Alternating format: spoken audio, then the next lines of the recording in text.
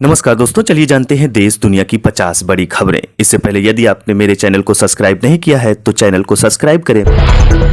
Airport और उद्योग समूह पर हमले की धमकी, ईमेल मिलने के बाद अलर्ट पर सुरक्षा बल। देश के विभिन्न एयरपोर्ट और टर्मिनल पर हमले की धमकी देने का मामला सामने आया है। यह धमकी टर्मराइज 111 नामक संगठन के हवाले से धमकी दी गई। संगठन द्वारा कई लोगों को ईमेल के जरिए यह धमकी दी गई, जिसके बाद देश के सभी एयरपोर्ट और टर्मिनल पर सुरक्षा व्यवस्था कड़ी कर दी गई है। शीर्ष साइबर सिक्योरिटी और IT एजेंसी संदिग्ध ईमेल के स्रोत का पता लगाने में जुट गई है। नागपुर एयरपोर्ट को बम से उड़ाने की दी गई धमकी। मीडिया रिपोर्ट्स के अनुसार सोमवार को सुबह करीब 9:30 बजे संदिग्ध ईमेल भेजा गया, जिसमें नागपुर एयरपोर्ट पर भी हमले का दावा किया गया था। जिसके बाद नागपुर सिटी पुलिस के कमिश्नर रवीन सिंघल और उनकी टीम तुरंत एयरपोर्ट पहुंची और शीर्ष अधिकारियों को अलर्ट किया। विस्फोट का पता लगाने वाली और विस्फोटक निष्क्रिय करने वाली टीम तैनात कर दी गई है। नागपुर के अलावा जयपुर और गोवा एयरपोर्ट को भी बम से उड़ाने की धमकी दी गई थी। टाइम्स ऑफ इंडिया की रिपोर्ट के अनुसार ईमेल में कहा गया कि हम ये सुनिश्चित करेंगे कि हर तरह खून बिखरे और हम ज़्यादा से ज़्यादा लोगों को मारना चाहते हैं। भिंड में राहुल गांधी बोले हर महीने महिलाओं को 8,500 रुपये। आपको बता दें, राहुल गांधी ने कहा मोदी ने 2 तरह के जवान बना दिए, एक को कैंटीन और अच्छी सैलरी मिलेगी, दूसरा जिसे ये नहीं मिले, एक को जवान दूसरे को अग्निवीर कहते हैं। आप सोचिए, 2 लोगों को युद्ध में भेज रहे हों, एक से कह रहे हों आप कुछ हुआ तो हम आपके परिवार की रक्षा करेंगे, और दूसरे जवान से कह रहे हैं कि आपको कुछ होगा तो कोई पेंशन और मदद नहीं मिलेगी, शहीद का दर्जा भी नहीं मिलेगा। मोदी जी ने सेना का अपमान किया। सेना भी यह अग्निवीर योजना नहीं चाहती है। कैसरगंज से भाजपा ने बृजभूषण को टिकट दिया तो सपा इन पर खेल सकती है दांव। आपको बता दें, यूपी के कैसरगंज सीट पर अभी तक बड़े दलों ने पत्ते नहीं खोले हैं। भाजपा, सपा और बसपा के प्रत्याशी का इंतजार है। ऐसे में सपा ने रणनीति तैयार की है। अगर भाजपा बृजभूषण को टिकट देगी तो सपा भी महिला पहलवान को मैदान में उतारेगी।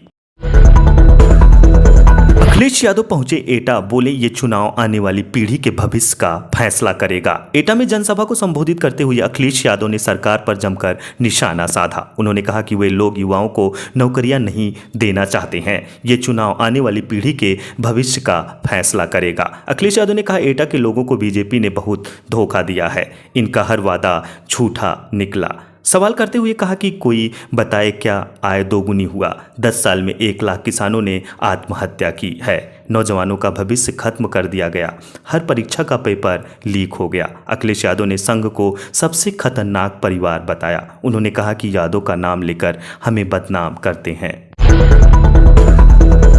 अमेठी में रोड शो का स्मृति ईरानी ने दिखाया ताकत, दाखिल किया नामांकन। MP के CM रहे मौजूद। केंद्रीय मंत्री और भाजपा उम्मीदवार स्मृति ईरानी ने सोमवार को अमेठी लोकसभा सीट पर नामांकन दाखिल कर दिया।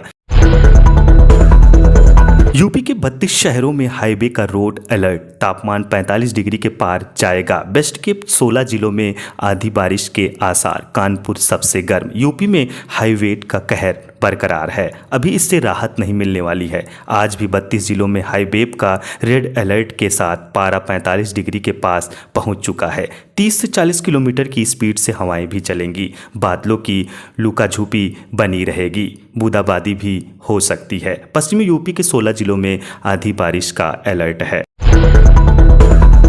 सुप्रीम कोर्ट ने कोलिजियम को चुनौती देने वाली याचिका ठुकराई। CJI बोले संविधान पीठ इस फैसले पर सुना चुकी है। सुप्रीम कोर्ट ने सोमवार को न्यायाधीशों की नियुक्ति की कोलिजियम प्रणाली के खिलाफ याचिका को सूचीबद्ध करने से इनकार कर दिया है। दरअसल वकील मैथुन ने अपने कोलिजियम प्रणाली खत्म करने की मांग करने वाली याचिका दायर की थी, जिस पर अदालत ने विचार करने से इनकार कर दिया। आपको बता दें, वकील ने अदालत से कहा कि कोलिजियम प्रणाली को समाप्त करने की मांग करने वाली उनकी रिट याचिका को सुनवाई के लिए सूचीबद्ध किया जाना चाहिए। वकील ने कहा, मैंने कई बार इसका जिक्र किया है, रजिस्ट्री ने इसे खारिज कर दिया और मेरी याचिका को सूचीबद्ध नहीं किया गया।